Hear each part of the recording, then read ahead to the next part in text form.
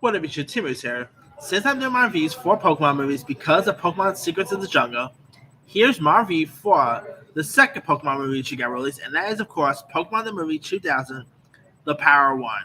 Now, this one, of course, premiered all the way back in, obviously 2000 because it is called Pokemon 2000. So that's pretty fun. What is it with films with the word 2000 time? Dracula 2000, Fantasia 2000. Then we end up getting Pokemon 2000. They just love the adding 2000 in all their film lists.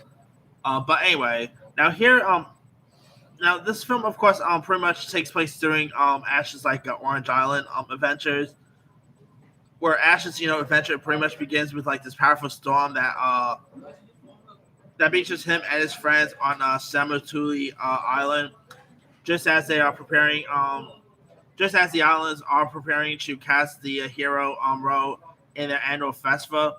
And so they offer the hero role to Ash, and it also sounds very fun. And the festival also enacts an ancient legend about three great and powerful legendary birds who are, of course, Moltres, Zapdos, and Articuno, and who pretty much maintain nature's balance of Earth by ruling the elements of fire, lightning, and ice. And so this pretty much took place during the second season of Pokemon Adventures on Orange Island. Which, by the way, there are so many people who always bash the Orange Island one. I actually always got kicked out of it. Tracy's not that bad of a character. Come on. But anyway, and of course, meanwhile, this collector named Lawrence the Dirt attempts to steal the three Pokemon to awaken the legendary Pokemon bird named Lugia, which proves dangerous for the legendary Pokemon, including. And so yeah, now just like Pokemon the first movie, this also does feature a Pokemon short called Pokemon's Rescue Adventure, where Togepi ends up waking up to see where all the faces of the human characters are unseen. Where Togepi wakes up to see a group of ladybugs flying in the yard, and so Pikachu, Bulbasaur, Squirrel, Marrow, Velna, and Psyduck pretty much give chase and find themselves in a tree, and once was Pikachu's old home. And so, with the help of Pikachu's new friend Elekid, who's of course will later go on to evolve into Electabuzz. So there's that. The Pokemon end up pretty much finding Togepi, but has who has been mistaken for a execute egg, which of course he has. So yeah, Pokemon, the rescue adventure I always got kicked out.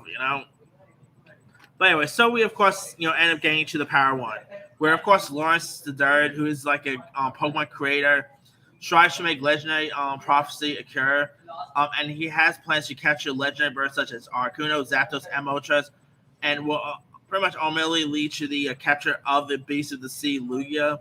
And so Lawrence ends up pretty much setting out in his flying hovercraft to the heart of the Orange Island to capture the three birds, who are referred to as the Titans of Fire, Ice, and Lightning. And he ends up successfully capturing Moltres,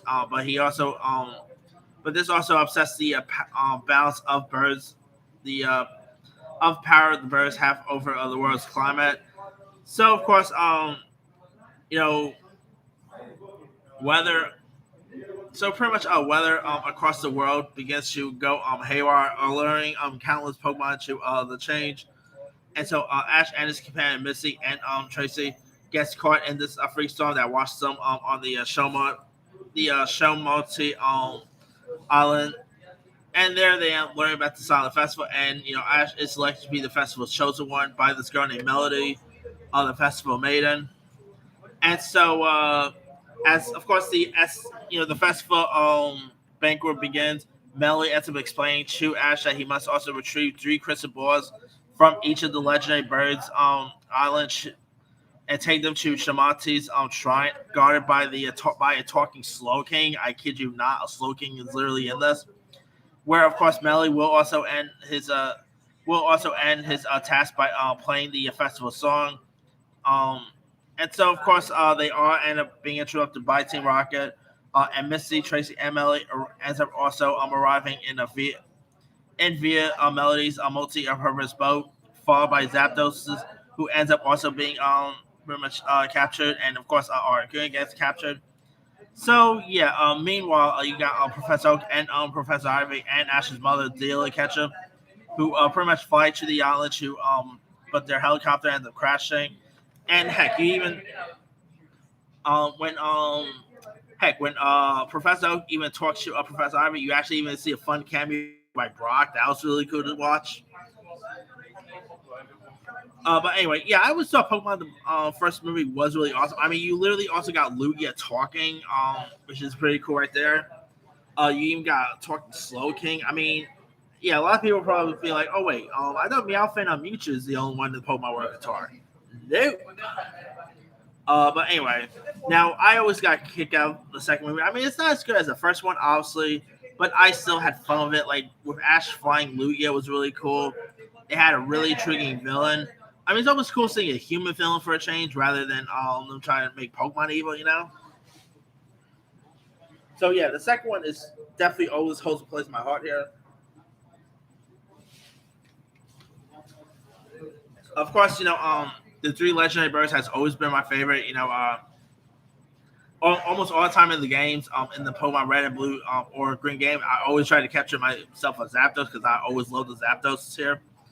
But anyway, yeah, it's definitely a really cool, second installment and very more intense action vehicle for Hero Ash and his band of Pokemon trainers. Then it's and all. It's a really the animations, of course, always really cool. It's very fun. Uh, I mean, I watched this film I really much watched the second one tons of times back in the days, and it's definitely a really fun one. We're checking out.